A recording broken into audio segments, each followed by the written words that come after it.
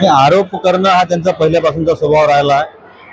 विकासाबद्दल किंवा सकारात्मक कामांबद्दल ते कधीच बोलत नाही आणि या मतदारसंघाच्या विकासासाठी सुद्धा त्यांनी कधीही स्वतःचा अजेंडा कधी पुढे केला नाही। कुठलं काही जाहीरनाम्यात किंवा वचननाम्यात कुठल्याही गोष्टी त्यांनी आजपर्यंतही सांगितल्या नाही आणि त्या काही केल्याही नाही आणि त्यामुळं त्यांच्याकडे आजपर्यंतही कधी विकासाचा अजेंडा नव्हता।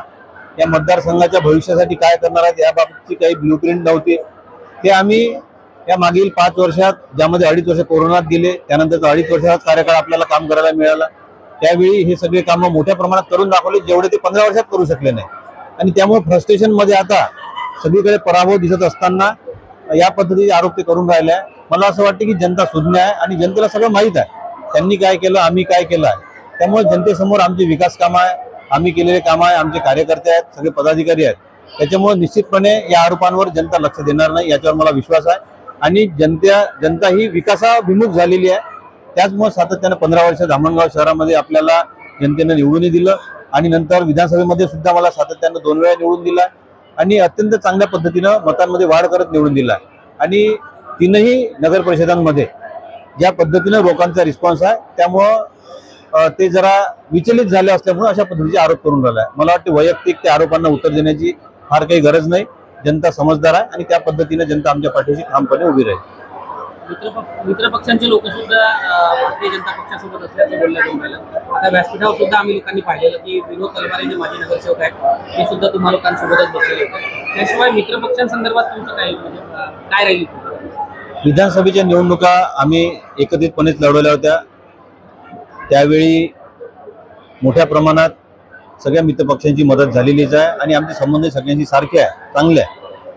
बऱ्याच वेळा राजकीय शक्ती वाढवण्याच्या दृष्टीने निवडणुका लढणे प्रत्येक पक्षाला आवश्यक असते आणि अशा वेळी मैत्रीपूर्ण लढती बऱ्याच ठिकाणी होऊन राहिल्या होत आहे, परंतु कुठलीही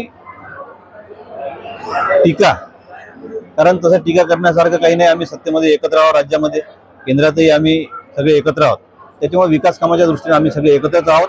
निवडणूक म्हटली की प्रत्येक राजकीय पक्षाला आपली भूमिका मांडण्याची एक संधी असते आणि त्यामुळं मला असं वाटते की आमचे संपूर्ण मित्रपक्ष आमच्या सोबत आहेत। मंचावरही आपण पाहिलं आणि त्यांनी बिनशर्त पाठिंबा दिलेला आहे। त्यामुळं क्रमांक 9 आणि 10 मध्ये मतदारांकडून नव्हे तर राजकीय पक्षांकडून वेगवेगळ्या विषयाच्या वल्गना केल्या जातात। तर प्रभाग क्रमांक 9 आणि 10च्या संदर्भात इथल्या नगरसेवकांच्या संदर्भात तुमच्या उमेदवारांसंदर्भात तुमची काय भूमिका असेल आणि विजयाच्या कडे वाटचाल आहे असं आपण म्हणू? आपण दिलेले उमेदवार अत्यंत चांगले आहेत।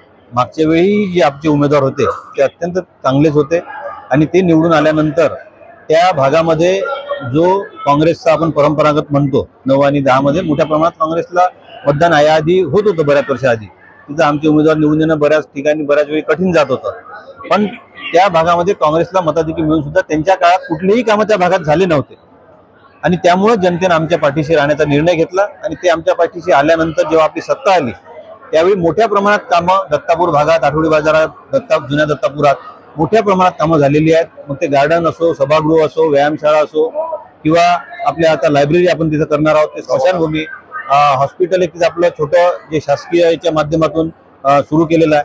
तर अशा बऱ्याच गोष्टी त्यामध्ये आपल्या भागातून आपल्या सत्तेच्या माध्यमातून झाल्या आणि त्यामुळं आता जनता आमच्या पाठीशी आहे आणि आपली उमेदवारी अत्यंत सक्षम आहे आणि तो भाग आमच्या पाठीशी ठामपणे उभा आहे, हा मी विश्वास देऊ शकतो आणि आमचे उमेदवार तिथून सुद्धा निवडून येतील आणि संपूर्ण धामणगावातूनच सर्वच उमेदवार आमचे नगराध्यक्ष सह निवडून येतील।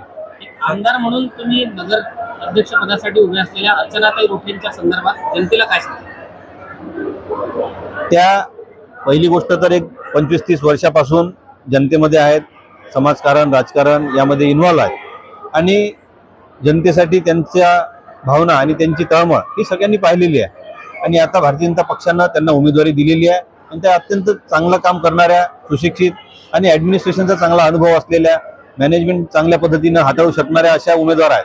त्यामुळं मला विश्वास आहे की ते अत्यंत चांगला कारभार आपल्या नगर परिषदेचा पाहतील आणि त्यामुळे जनतेनं त्यांच्या व संपूर्ण उमेदवारांच्या पाठीशी उभं राहावं अशी मी मतदारांना विनंती करतो। एक चांगला कार्यकाळ त्यांच्या माध्यमातून आपल्याला मिळेल हा विश्वास देतो। आता एक शेवटचा प्रश्न माझा असा आहे की धामणगाव शहरात नगराध्यक्ष पदाकरिता विरोधी पक्षाचा जो उमेदवार आहे वर्षा देशमुख, तर मागच्या 10 वर्षात त्यांनी विरोधी पक्षाचा नगराध्यक्ष म्हणून जरी उभ्या असल्या तरी माजी आमदार वीरेंद्र जगतापांच्या विरोधात सुद्धा बऱ्याचशा वेळी काम केलेलं आहे. मागच्या 10 वर्षात बऱ्याच अंशी त्या तुमच्या सोबत होत्या असं बोललं जातं आणि त्यावेळी तुमच्या संघटनेचे म्हणजे भारतीय जनता पक्षाचे व त्याच्या कार्यकर्त्यांचे सुद्धा बरेचदा त्यांना सहकार्य लाभलेलं आहे. अशा वेळी कसं पाहता नगराध्यक्ष म्हणून त्यांच्याकडे काय मागच्या 10 वर्षातला जो प्रत्येकाला जो वाटा होता तो भारतीय जनता पक्षाचा बऱ्यापैकी होता आणि अशा वेळी तुम्ही त्यांच्याकडे काय कुठल्या भूमिका? निश्चितपणे आता तो प्रत्येकाचा आपला अधिकार आहे.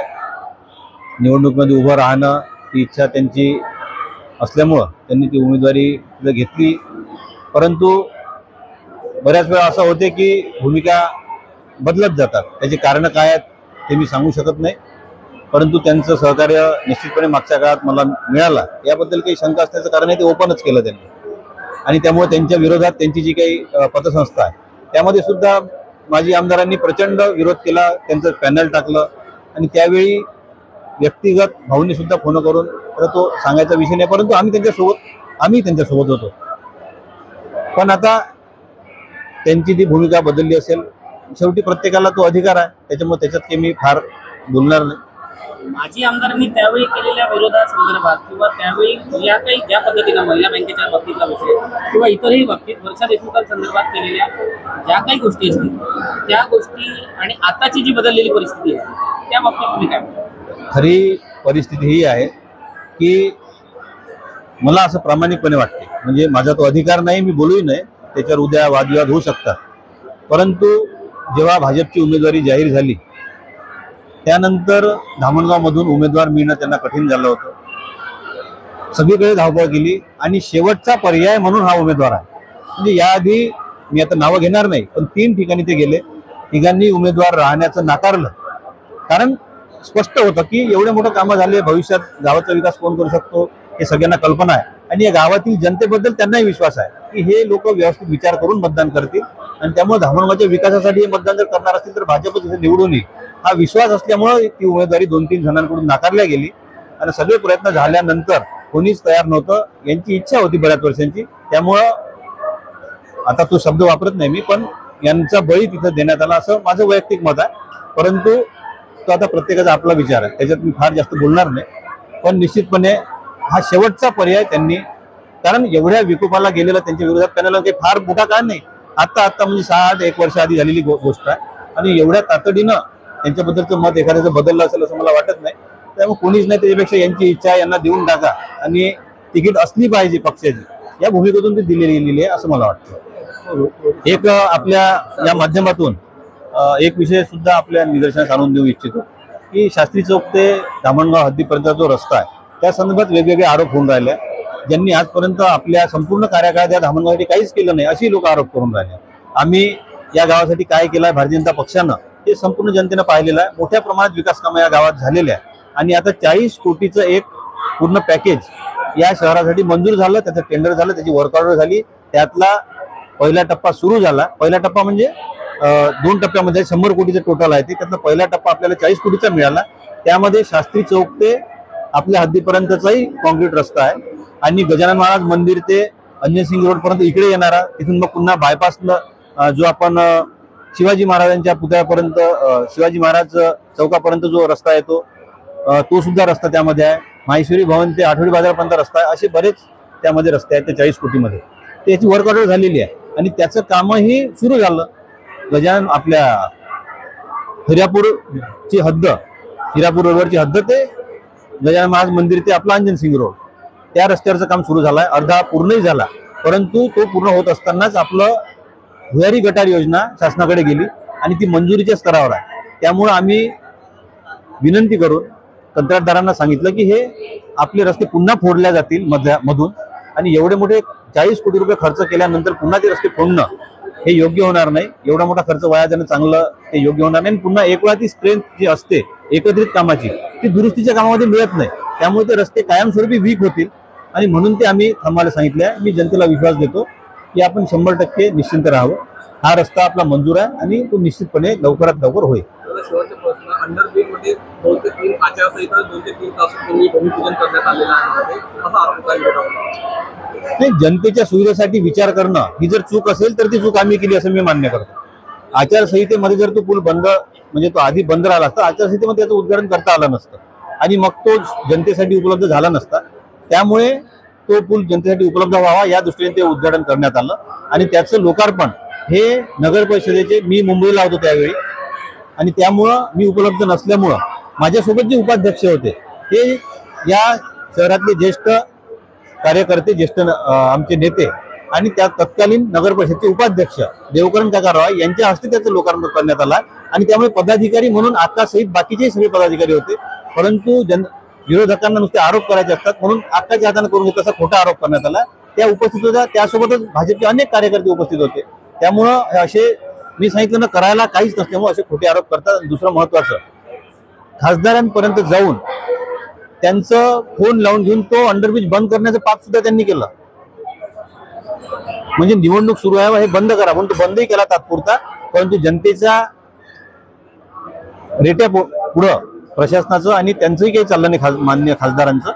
आणि मला असं वाटतं की त्यांचा तो फार काही स्वभाव नाही, परंतु जाऊन प्रेशर करून ह्या पद्धतीनं चुकीचे कामं करून घेणं यांचा स्वभाव आहे आपल्या इथल्या लोकप्रतिनिधीचा, माजी लोकप्रतिनिधीचा. तर त्यांनी ते करून घेतलं. त्याच अंडरब्रिजच्या बाबतीत काही लोक श्रेय लाटण्याचा प्रयत्न करतात किंवा काही लोकांनी फार परिश्रम घेतले असं सुद्धा बोललं जातं. परंतु आता तेच लोक कुठल्या ना कुठल्या कारणानं राजकीय विषयात इन्व्हॉल्व्ह होण्याचा प्रयत्न करत आहेत. तर अशा वेळी त्या लोकांसंदर्भात आपण काय म्हणतो? या विषयात असं आहे की अंडरब्रिज कोणी आणला, काय आणलाय, जनतेला सगळ्यांना माहीत आहे. मी नगराध्यक्ष असताना आपण तो पैसा वापरला. त्यानंतर दुसरा अंडरब्रिज आपण करून घेतला. तिसराही अंडरब्रिज भडभड्या पुलापाशी आपल्या हिंदू स्मशानभूमीपासून होणार आहे, जिथून ट्रक आणि बसेस जातील. म्हणजे या गावाची वाहतूक कोंडी पूर्णपणे सुटणार आहे. परंतु जे आता आरोप करून राहिले त्यांनी जाहीरपणे माझे आभार मानले आहे मी हे करून दिलं म्हणून याच्या आधी. त्याच्यामुळे त्यांचा आरोप किती फोल आहे आणि ते कोणाच्या सांगण्यावरून बोलून राहिले हे जनतेला लक्षात येईल. धन्यवाद. एक शेवटचा प्रश्न सर, काही 2-4-5 दिवसापूर्वी एक समाजसेवक म्हणून काही लोकांनी काही व्हिडिओज व्हायरल केलेले आहेत. त्याच्यामध्ये कालपर्यंत ते समाजसेवक म्हणून बोलत होते आणि मागीच 2 दिवसापूर्वीच 1-2 व्हिडिओ व्हायरल झालेले की आता वर्षाताई देशमुख यांचं समर्थन मी करत आहे आणि त्यांच्या पाठीशी मी उभा आहे. तर या विषयाकडे तुम्ही कसं पाहता? तो आता वैयक्तिक प्रत्येकाचा अधिकार आहे, परंतु भूमिका बदलत असताना माझंही समर्थन त्यांनी केलं होतं. म्हणून आपण असं काही त्या समर्थनाबाबत बोलू शकत नाही. परंतु भूमिका बदलत असताना त्यासाठी जी लागणारी पार्श्वभूमी असते ती योग्य असायला पाहिजे असं मला वाटते. की ज्या मुद्द्यांवर बोलून राहिले ते कुठलेही तथ्य नसणारे मुद्दे आहे. त्यामुळे कुठंतरी विरोध करायचा म्हणून विरोध या पद्धतीचं ती भूमिका दिसून राहिली आहे. त्यामुळे मी त्याच्यात काही फार बोलणार नाही. परंतु जनता समजदार आहे आणि माझंही समर्थन त्यांनी केलं होतं. त्यावेळी त्यांनी जे मांडले होते मुद्दे, त्या पद्धतीचे काहीतरी मुद्दे जर आता आले असते तर असं आपल्याला वाटतं की नाही बाय यामध्ये काहीतरी आहे. ते जे ज्या मुद्द्यांवर ते बोलून राहिले त्यात कुठे जरी तरी तथ्य असेल तर असं मला वाटत नाही. आपण सगळ्यांनी ते तपासून पाहावं. एक एक मुद्दा आपण त्यातला तपासावा.